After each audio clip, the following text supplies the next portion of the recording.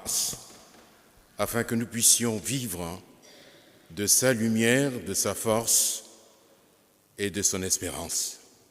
Au moment de la partager, notre Dieu, nous nous tournons vers toi, afin que tu nous habites, afin que tu nous conduises.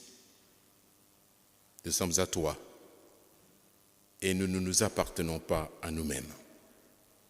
Remplis-nous de ta parole. Amen. Si vous avez un peu de temps pour regarder le contexte dans lequel cette parabole, entre guillemets, parabole, parce qu'elle n'est pas présentée comme ça d'emblée, cette histoire du riche et de Lazare nous sont racontées, vous verriez que dans la partie qui précède, Luc, l'auteur de ce livre, l'auteur aussi du livre des Actes des Apôtres, parce qu'au départ, et l'Évangile qui porte son nom et les Actes des Apôtres formaient un même corpus. Luc nous dit une chose très importante pour notre temps, c'est notre rapport au bien dans ce monde. C'est notre rapport à l'argent, à tout ce qui fait notre sentiment et notre certitude de prospérité et de force. Tout le discours de Luc qui précède cette histoire que vous venez d'entendre consiste à démystifier l'argent et les richesses. Voilà tout ce qui précède ce que nous venons d'entendre. Tout à l'heure, je disais que ce n'est pas tout à fait une parabole, mais ça n'est quand même une. Il ne nous est pas dit que Jésus a raconté cette parabole. L'histoire démarre par « Et il leur dit que dans une ville vivait un homme riche, ainsi de suite. » Mais c'est une parabole. Qu'est-ce que vous avez retenu de cette histoire? J'ai retenu beaucoup de choses, mais rassurez-vous, je ne veux pas toutes les évoquer ici pour vous ennuyer, vous accabler de temps de considération et réflexion. Je vais en pointer quelques-unes à partager avec vous ce matin, afin que nous puissions prospérer dans notre propre méditation concernant notre rapport au bien et à l'argent. La première chose, et qui est comme le fil conducteur de ce que je partage avec vous ce matin, c'est la façon dont les deux personnages sont indiqués dans ce récit. Le riche n'a pas de nom. Il est anonyme. Pourquoi Luc, qui est un écrivain hors pair et qui adore faire ça, ne nous dit pas qui était le riche? Par contre, le pauvre, l'exclu par excellence, celui qui était abandonné chez le riche, pour être à sa bonté. Celui-là a un nom, Lazare. Ce temple où nous sommes, d'ailleurs, n'est pas loin d'une gare qui porte ce nom. Nous l'avons dans l'histoire, je ne dirais pas sanctifié, mais sacralisé, ce Lazare, ce pauvre riche. Et de ce nom-là est sorti d'autres noms, par exemple Lazaret. Lazare. Mais cet décalage ou cette différence dans la manière de signaler les personnages de l'histoire nous intéresse beaucoup.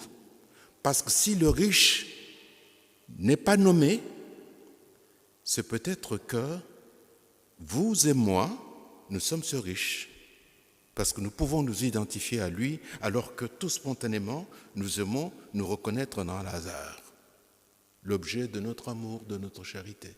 Lazare. Ce matin, je vais vous inviter à être solidaire, non pas comme on le dit toujours, de Lazare, avoir compassion de Lazare, mais à prendre conscience de ce que vous êtes, à prendre conscience de ce que je suis. Je suis cet homme ou cette femme sans nom, et pourtant qui est considéré dans cette histoire, qui fait ce qui est dit là. Qu'est-ce qu'il fait au juste? Il passe son temps à couvrir son corps. J'ai ce manteau, cette veste, une belle chemise, une cravate, parce que je vous honore. Je suis devant vous ce matin, j'ai envie d'être bien devant vous. Je suis bien, et vous-même vous êtes protégés. Le riche est quelqu'un qui ne porte pas des vêtements habituels, qui porte des vêtements somptueux. Somptueux. Il passe sa vie, d'après ce qui est dit, à festoyer, pas avec n'importe qui, avec des gens de son rang. Le corps et l'estomac, dans une grande abondance, entretenu comme il faut. Et juste là, à 1 mètre, 2 mètres, quelqu'un qui est abandonné à son sort. Son corps à lui est couvert de blessures. Et son ventre n'a rien. Il a pour tout prochain les chiens du riche, qui sont ses compagnons. Et qu'est-ce qu'ils font les chiens? Ils lèchent ses plaies. Ça, c'est la manière de faire de Luc. Quand il décrit quelque chose, il donne des détails qui font que quand on lit Luc, aussi bien dans son évangile que dans les actes, on est porté comme ça. Notre attention sur sa narration est toujours soutenue. Les chiens font ça. Alors les spécialistes nous disent, c'est parce que la salive de chien a des vertus pour guérir, pour cicatriser. Mais ce n'est pas l'essentiel. Il avait pour compagnon, non pas un humain ou des humains, mais des chiens. Si vous avez remarqué, alors qu'ils ne sont pas dans l'égalité, ils n'ont rien en commun dans la vie de tous les jours, il y a au moins une chose qui fait que Lazare et le riche sont à égalité. C'est la mort. La seule chose. Dans l'existence de tous les jours, ils sont totalement séparés. Entre le riche et Lazare, il y a déjà de leur vivant un gouffre. Un gouffre. L'abîme. Mais ils ont quelque chose en commun, c'est la mort. L'un et l'autre meurent. Lazare, lui, immédiatement amené dans le sein d'Abraham, et le riche dans le sort que vous avez retenu.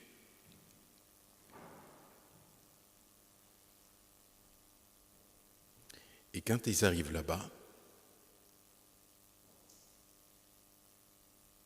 le riche parle. Il parle de sa condition actuelle, qui est une condition de l'enfer, d'après les descriptions de ces cultures-là. C'est le feu qui ne s'éteint pas, le feu éternel comme Dieu. Quel est ce feu qui doit être éternel comme Dieu? Mais c'est encore une autre chose que je mets entre parenthèses.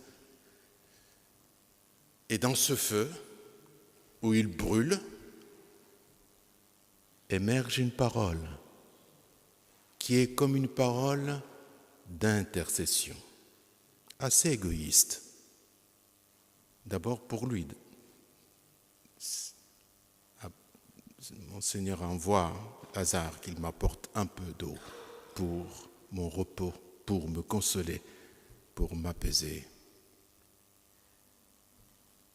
Il y a le gouffre, comme celui-là qui existait entre vous deux, de votre vivant. Oui, mais d'accord, au moins envoie-le qu'il aille dire à mes frères qui ne viennent pas ici où je suis. Ils ont Moïse et les prophètes. Est-ce que vous avez remarqué?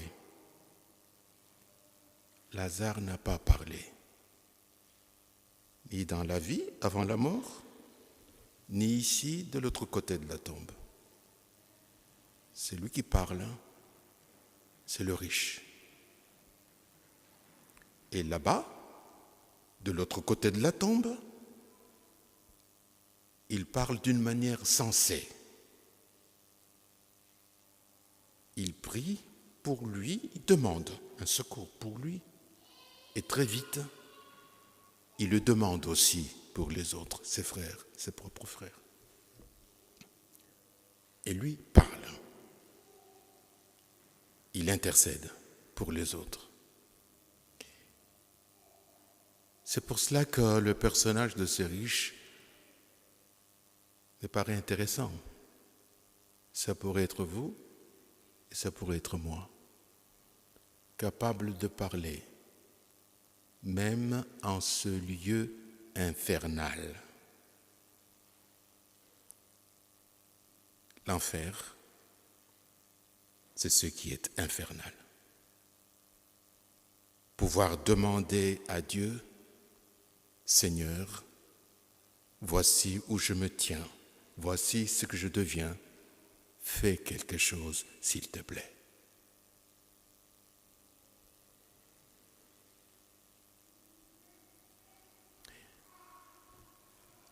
Ce que je voudrais que vous reteniez ce matin, parce que c'est ça qui m'a beaucoup intéressé par rapport à ce qu'on a partagé jeudi avec quelques amis qui étaient là, c'est cette capacité d'être avec les autres par la communication, par la parole, par la demande, même maladroite, même égoïste, même intéressée, la possibilité d'être avec les autres qui précède, qui est prélude à la possibilité d'être pour les autres. C'est ce qu'il fait le riche en ce lieu infernal.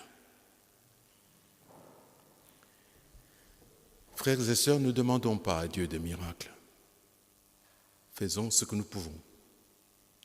Ce riche qui a été ce qu'il a été dans la vie d'avant et ici qui est capable de dire « Seigneur, tu me connais, fais quelque chose ». Ce riche, c'est toi. Ce riche, c'est moi.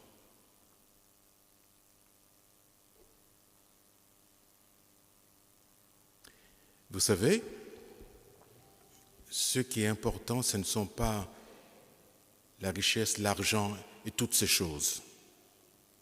Ce qui est important, c'est ce que nous en faisons. Vous savez, ce qui est important, ce n'est pas tout ça. Ce qui est important, c'est la valeur que nous accordons à ces choses. Et ici, cette histoire qui a valeur de parabole, c'est le cas de le dire, nous aide à changer notre compréhension, notre manière de nous imaginer les choses, de nous représenter l'image des vraies choses et de pouvoir nous comporter en conséquence avec ce que nous avons saisi, avec ce que nous avons vu, en disant « c'est ça qui est vrai ».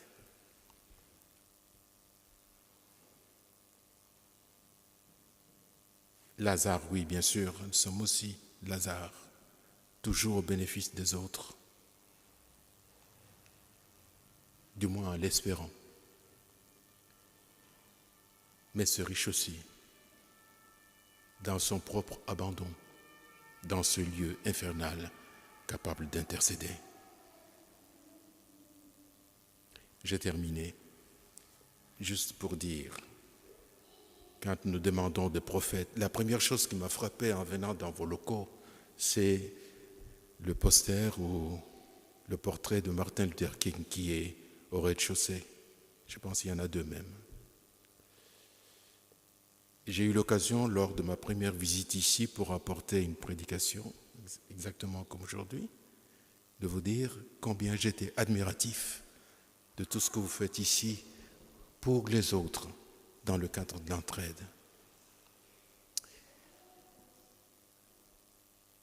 C'est notre manière d'écouter Moïse et les prophètes. C'est notre manière d'être aussi à leur suite. Et si nous avons su comment accueillir l'enseignement de Moïse, qui dit « Aime les autres comme toi-même », ou exactement « toi-même comme un autre à aimer ». Si nous avons écouté Moïse, si nous avons écouté les prophètes, un peu ce que vous avez entendu ce matin avec Amos, alors, et alors seulement, nous pouvons écouter quelqu'un qui est revenu du séjour des morts. Et dans le langage de Luc, c'est un clin d'œil pour parler du Christ ressuscité. Se fermer à cause de l'argent, de moyens, à toute parole qui a un sens, c'est se fermer à celui qui est revenu de ce jour des morts. Et on ne peut se fermer à celui qui est revenu de ce jour de mort parce qu'on a une culture de rejet de Moïse et de prophètes.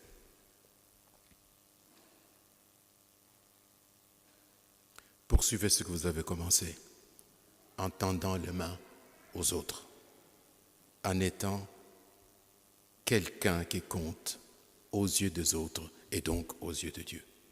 Poursuivez ce que vous voulez porter.